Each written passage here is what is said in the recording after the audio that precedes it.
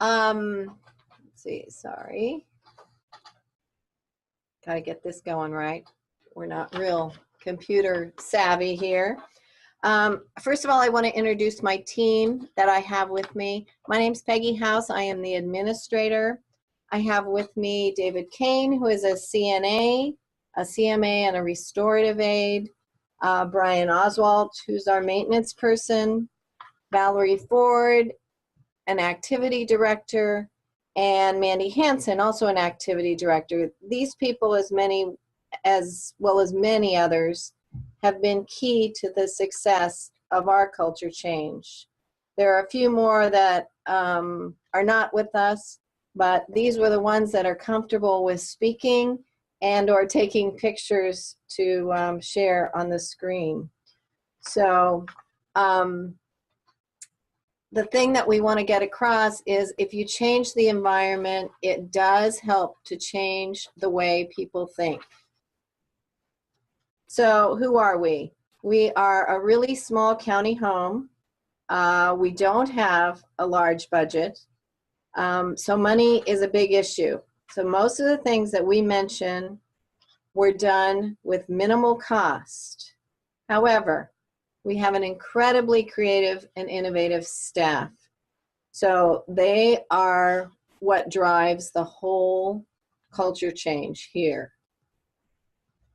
So we're going to suggest that you start with the basics. You walk in your building with fresh eyes. You need to look and see what is the most institutional things that you have and start there. We suggest that you start by making a visual and audible impact by removing those things that are most institutional.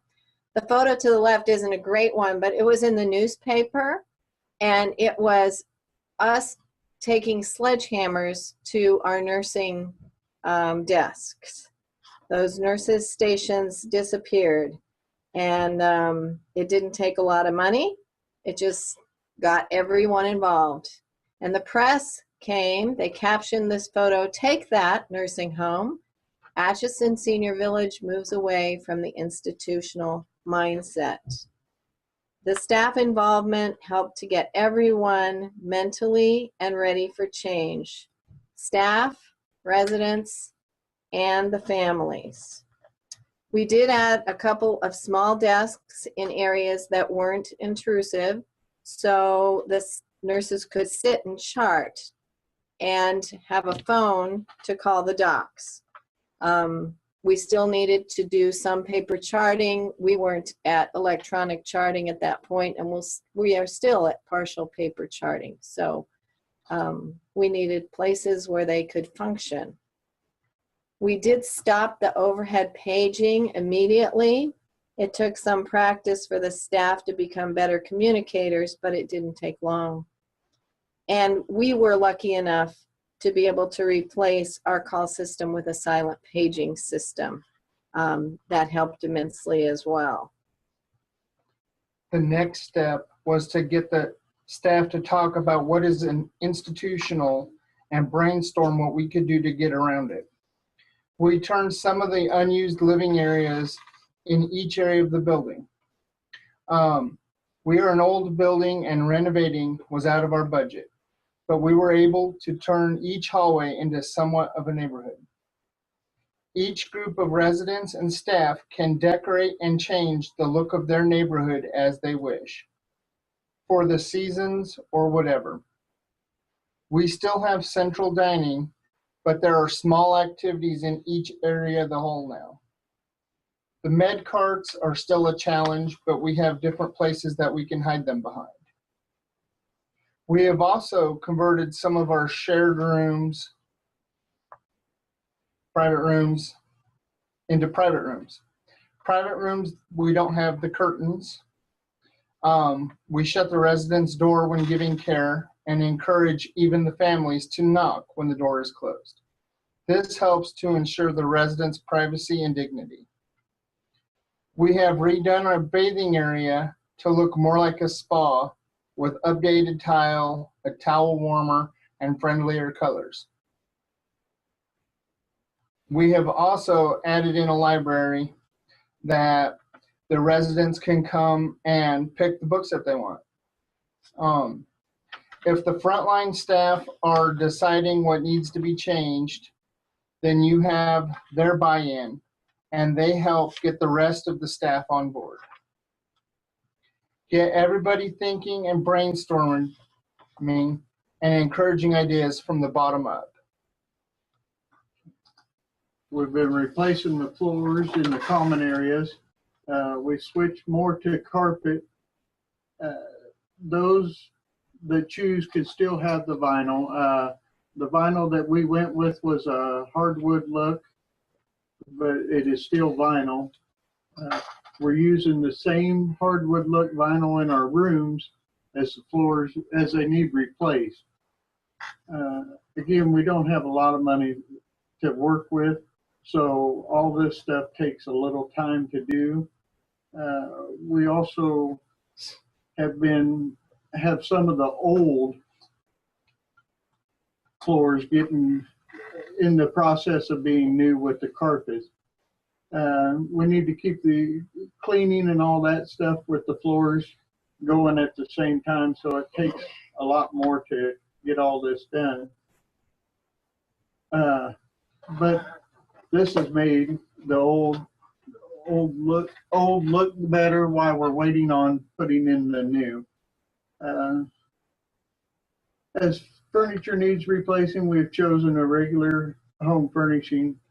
Some of our recliners are vinyl, but most of them are cloth. We take a few steps to make that easier to clean and keep clean. We put plastic on the cushions and then put the slips back over the cushions. It makes the cleaning a lot easier. Before we move in, we always take the resident and show them the room and ask them what they'd like, where they'd like their bed, what color they'd like, where they'd like their TV. A lot of these things are harder to do, but it's a lot better for the resident to have to pick their own color and where they want their bed and all that. It tends to make them kind of say more of, I want to go to my apartment than to my room. I see a lot more of that. And when we ask them what color, they'll pick a color, and then we patch and paint to their color of their preference. We've also added different wallpaper borders, certain ones at bright purple rooms that are K-State room, a mirror on another resident's room. Not too many of them get involved in that as much as they do their favorite color and picking out what they want and where they want their things. We asked the residents, what is home to you and what would make our facility more home-like? We spoke with many alert and oriented friends and residents and the friends and families of the others who were unable to tell us what is home-like to them. We found that a porch swing, a putting area, and animals were important to name a few. We set up a painting station, a puzzle station, and a place to play the Wii game system. We now have snack and drink stations and refrigerators throughout the whole building. We have a library, computer room, and use of a small kitchen for residents to prepare recipes, and also for their families to come in and fix meals for holidays, birthdays, special occasions, or just because they feel like fixing a meal. Our backyard has become the place to be with fountains, flowers, bird feeders, statues, and outdoor seating along our walking path. The residents enjoy filling the bird feeders and planting. They also help with the strawberries on our gutter garden. So where do we go from here? The possibilities are endless, but we need to keep the changes going. If people get into a regular routine, change is hard. If they're used to change and coming up with ideas for change, it's easier. So we evaluate, we revise, we move forward, but we keep up the momentum. Change must be continual. Not everything works the way you think It will. So you need to adapt, but never go backwards. Don't throw it out. The ideas are still good. You don't throw out the ideas. You just change them and move forward. You need to know who your rebels and your radicals are and keep them thinking. Your staff are the ones that have the greatest ideas. And success will be realized if the ideas come from others, whether it's residents or staff. So the thing we need to remember is we're caregivers now, but soon we're going to be the customers. So what environment do we want for ourselves? Questions? So far, we don't have any questions that have come in yet. Did you have responses to some of the questions that were submitted ahead of time? Well, we talked about a few things already. I think one of the questions was about cleaning and whether if a resident brings their own furniture, whether we clean it or they clean it. For the most part, the resident's responsible for cleaning upholstery if it's something huge, but if it's something small, we're just happy to help and we take care of that. The small desks work quite well for charting.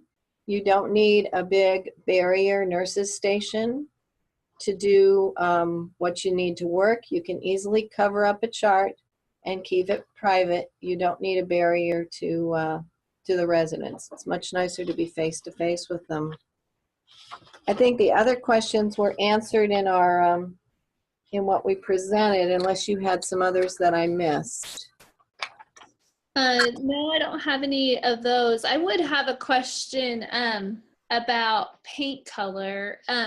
Is the paint color something that you guys chose to tackle as one of your areas for personalization? And if so, how did you take that on? Go ahead. Yeah, definitely. And how did we take it on? We took it on right up front. We just go into the residence, we track them down and we find out what color they want. We've had a little bit of issues maybe at times where the resident wants a color and maybe the family doesn't really think they do really like that color. And so we put it on the wall and we've changed it 2 or 3 times for that resident and, you know, finally made the color that they liked. But most of the time when they pick a color, they picked it off the chart. I give them a fan and they pick it right off that chart and they seem to love it when we get done. I have to really acknowledge you as a maintenance man because you're one of the most personal maintenance men I've ever met. So you need to take credit for that. What's your process for kind of maintaining colors and stuff with the variety of different colors that you have going on? You know, it probably was a lot easier to maintain 20 years ago when it was pink or blue. You get pink or blue, I got 5 gallons of pink, I'll fix all the pink room. And now I've got just mobs of paint down in the basement because they pick. I mean, it's unbelievable how excited they get about picking the color. And there's been some that I've had a lot of the staff go, really? You're really painting it? Well, I don't get that choice. They picked it, so yes, I'm really painting it that color.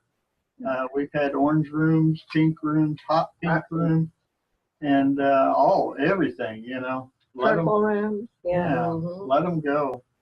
So I've even had residents come in and help me paint their room. So, you know, whatever it takes. They get it very excited about it. I do see that part coming on very strong, that anything we've done there, it just seems like probably in the last 7 years, they get a lot more vocal. I mean, they're really asking for things. And some things are really out there, and I'll come in and I'll suggest it to Peggy, and she'll say, well, you know, we can do that, but we need to, you know, budget everything. And so, and some of their ideas are, you know, hot air balloons and stuff like that, we're not really going to get, but they come up with those ideas. So, Yeah, and for some of you on the call, the area of resident bedrooms in that section on personalization, there's 4 different things listed there, one of them being paint color, but you can select 2 of those things to implement and work on. And Atchison has really taken that paint color and run with it. If this is something that feels just a little too big and a little too much for your home, you know, you could focus on 2 of the other bullet points in that area. The other thing to think about with paint color is the sky's the limit approach may not be possible for everyone, but it is a requirement of the PEAK program if you pick paint color to really think of that sky's the limit sort of mentality. Having some choices, but some of those choices you can ask that the resident pay for. So you might have some color choices that that you have budgeted that you can maintain, and then the resident, if they want, you know, the sky's the limit color or purple or the flame that I saw in the picture, you may ask that the resident pay for that and pay for the upkeep of that. That's within the realm of meeting the PEAK criteria. So people get, homes tend to get kind of stuck on that paint color thing sometimes. So I wanted to clarify that. We still don't have any questions coming in. Let me just look at these and see if I have any other questions to ask.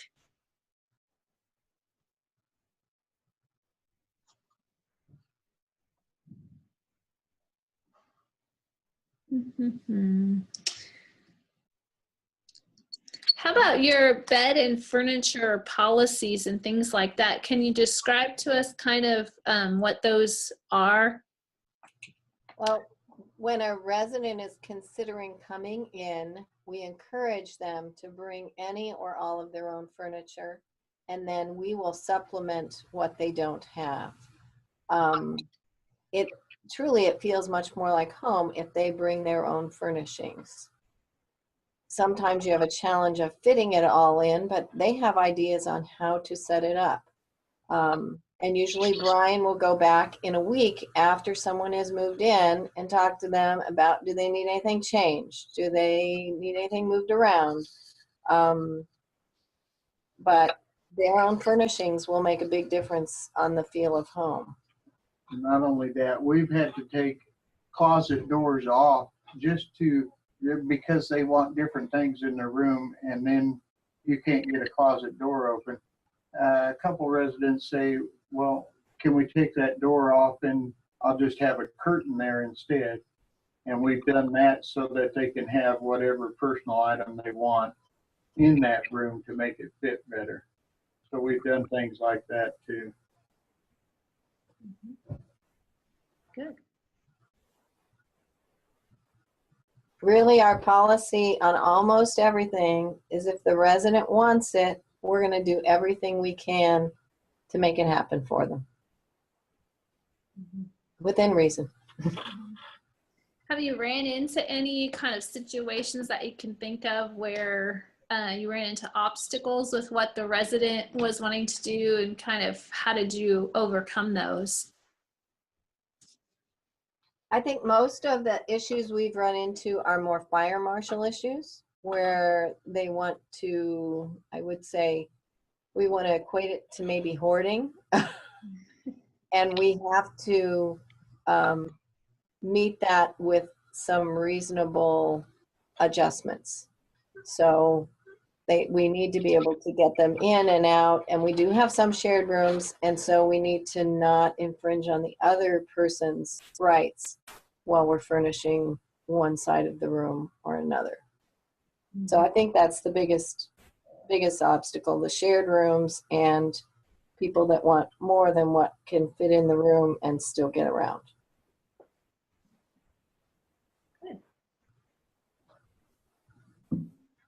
Well, it doesn't look like we have any other questions at this point. So I'm going to just suggest that if you have gotten all the information that you need and you don't have any questions, you can go ahead and hang up. But we are going to stay on for just a little bit longer in case you come up with some questions. So I want to thank everybody for coming in. I really thank Atchison for being with us today and sharing this great information. You're welcome. Atchison, if you'd stay on for a little bit, we'll just wait and see if anybody has any questions, and otherwise we'll kind of wrap it up here in a minute.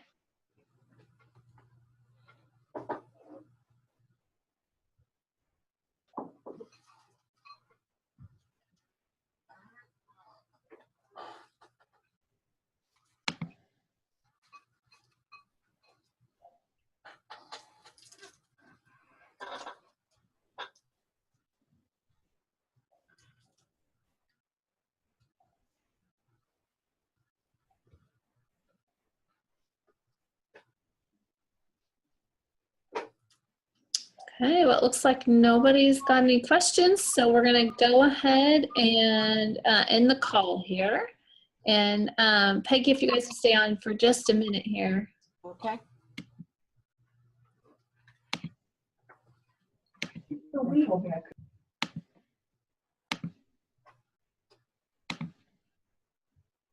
All right, I'm going to